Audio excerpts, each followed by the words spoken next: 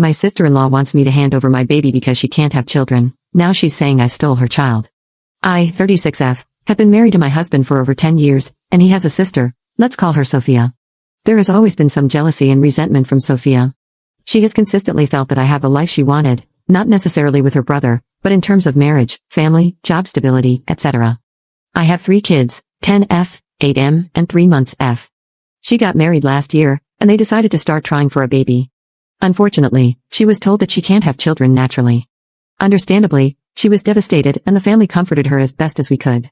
During a recent family dinner, in the middle of it, she said, "My name, I think it's really unfair that you got to have 3 kids, and I can't have any. Your baby is my last chance to raise a child, so I think you should give her to me during the week so I can create a motherly bond with her, and you can have her on weekends." It's not verbatim, there were pauses in between and responses. So after she said the first sentence, I looked at her like WTF did you just say, then looked at my husband, and he asked her what she's talking about. She ignored him and continued speaking directly to me. I didn't want to detail every aspect of the conversation. Anyway, before I could respond, the entire table erupted with everyone talking at once, so I took my older kids upstairs. When I got back to the dining room, her husband was asking, "What the hell is wrong with you, and why would you even think to ask that?" She was trying to justify herself when I asked them to leave. I also said that she's no longer welcome at my house or around my children until she gets help. She started screaming that I don't deserve my life or my children and that I stole her baby from her. Her husband and my mother-in-law kept apologizing and dragged her out of the house, still crying and screaming. Now, my kids want to know why their aunt wants to take the baby. Update 1. So, my sister-in-law has been admitted to a psychiatric facility. In the comments of my previous post, I mentioned that her husband was seeking counseling for them to deal with infertility prior to this incident. After the incident, he sought out a psychiatrist rather than a counselor, and they had their first session last week.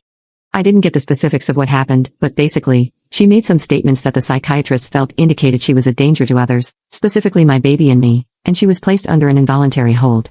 My brother-in-law has been nothing but apologetic throughout this entire ordeal, and he kept her away from us since the incident.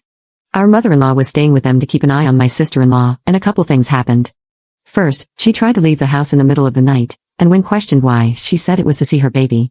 Then, my brother-in-law found her researching how to induce lactation, and she said it was to make sure she could feed the baby properly when I come to my senses and give her up.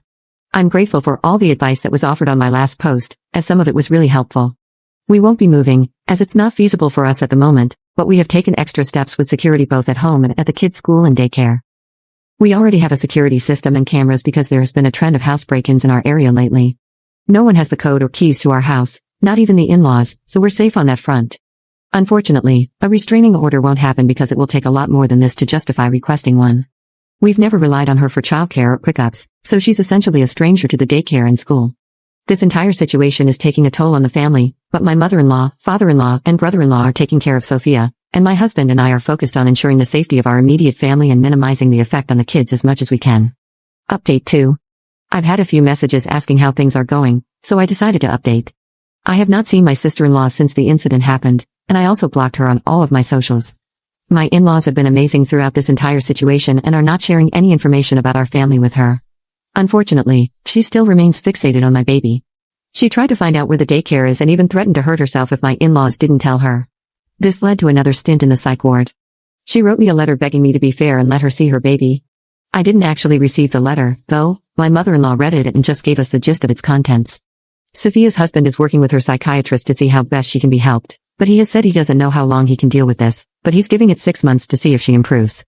If she doesn't, then he may consider other options. Understandably, not everyone is equipped to help someone through a mental health crisis. I suggested a therapist to him because he's been very focused on her mental health but hasn't considered his own. Hopefully, the therapist will help him deal with the situation. I don't think he's hard and fast with that timeline because he said it at a point of frustration. It's just been a lot for him to deal with. They've only been married a little over a year. It's a very sad situation for her, and I had hoped she would be able to deal with whatever is happening. At this point, we're completely no contact with her. We explained to our older kids that their aunt isn't well, so she won't be around anymore. We still see my mother-in-law and father-in-law regularly, so I'm grateful we didn't have to cut them off.